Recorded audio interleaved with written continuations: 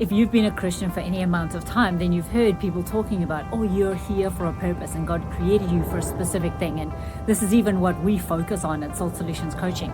But it can be daunting, right? First of all, to find out what your purpose is. And second of all, how do you walk it out? What does that look like in your day-to-day life? When you look at your calendar and the meetings that you've got today and the things you've got to do today, what can it look like to walk out your purpose? I'm going to share a little bit of insight in this video that'll help you to find an answer to those two questions.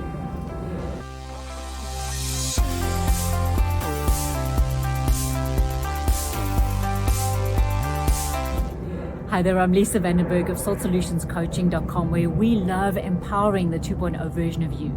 It's beautiful to begin to find out who you are and how to walk that out in life. And we love doing that with our clients, with our courses, with everything that you'll find available on our website. So if you're new here, consider liking and subscribing and hit that notification bell so that you can get all of these videos that come out each week. I was reading in my Bible reading plan this morning. I'm doing a read the Bible through in a year with a group of friends of mine, and we were reading in Genesis 4 verse 20 to 22. It's part of the lineage of, this person had this son and they were this, and this person had this son and they were this. And it was just fascinating in those few verses. I love reading the Bible in the Amplified version. Go and have a read in that version.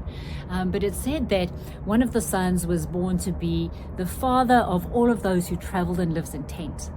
One of them was born to be the father of those who became musicians. One of them was born to be those who became craftsmen and smiths. And it just really struck me again, God's intentionality of how He creates each one of us to be here to do things specifically for Him. Imagine it like a puzzle. We have a big puzzle on our dining room table. We've had it over the Christmas season. And each piece of the puzzle fits in exactly where it's supposed to fit in order to make the big picture.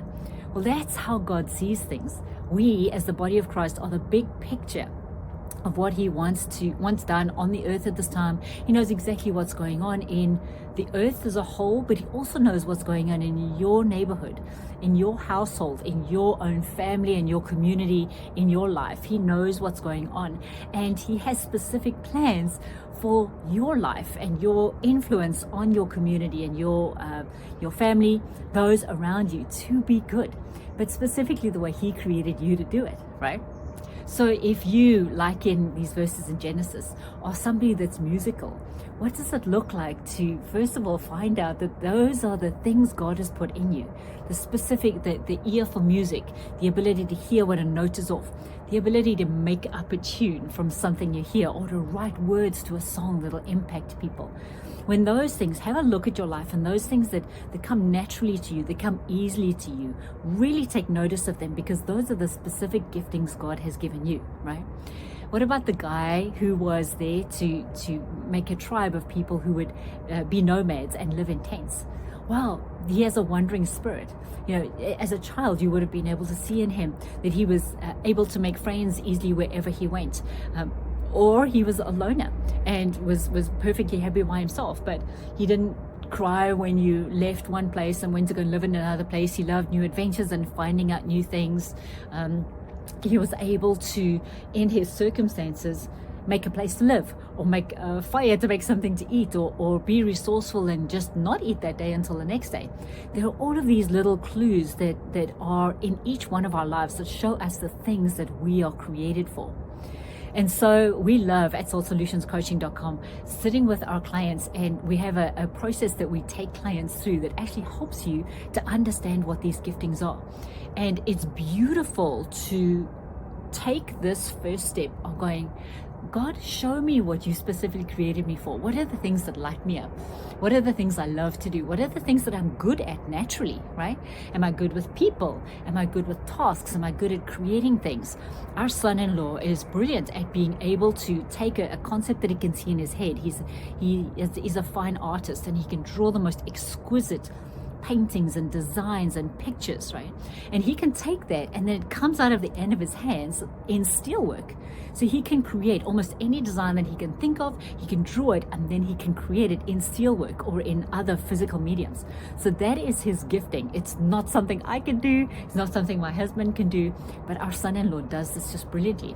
So he's paid attention to the things that he loves to do. He loves to draw, he loves to create, and he loves to take something from concept through to implementation. And so he's made a career out of that. There are many examples when we visited them recently, many examples that he can show me of his work and how he's been able to take this from his head to out of the end of his hands. And now people live with his beautiful handiwork, right? So first of all, take notice of what comes naturally to you, what lights you up, what you're naturally good at, right? And then sit with a God and say, God, okay, what does that look like practically in my life? How do I get to live this out? Does it become my business? Is it a job that I go and look for? Is it an Etsy shop that I start? What does it look like physically out of the end of my hands? How do I contribute to the society around me? And then the third point to look for is how you continue to do that. How does it become a lifestyle? And one of the ways I love to do this in my own life, and we encourage our clients to do it too, is to walk and talk with God about that thing, right? My daughter is brilliant at being able to solve problems. She does a lot of our website designing in that arm of our company, all of our graphic design, our social media posting, that kind of thing. And she's brilliant at being able to go, what do people need? And then what can I put in place to help that to happen? So she can take a concept and a design in her mind and create it technically, whereas my son-in-law creates it physically, right? And so when you begin to know who you are and what you're good at and what you do, and sit with the Lord and say, how does that come out of the end of my fingers, and then how does that become a long-term thing? It just brings a whole lot of delight. Every time my son-in-law creates something, he's delighted in it, proud of it, happy with it. Every time my daughter-in-law creates something graphically or technically, she's super proud of it. And it becomes this way where we're connected with God, and it brings us delight every time we do it. And even in the process, because it can be a struggle to go from design to implementation, right? But even in the struggle where we're sorting stuff out with God in our own lives, in our circumstances, and we're going through things, we get to go, okay, Lord, you've created me to solve problems. You created me to be a wanderer. You've created me to be somebody who loves music. Help me to talk with you and walk with you and take what I love to do and bring it out into a beautiful result. And it becomes this lifelong walking and talking, doing things with the Lord, really celebrating our gift, celebrating the opportunity to walk through our gift and use our gift every day as we do with God. And it's the most beautiful way to, further on in the verses in Genesis this morning, it talks about Enoch and Noah and how they walked with the Lord and how he delighted in them, right?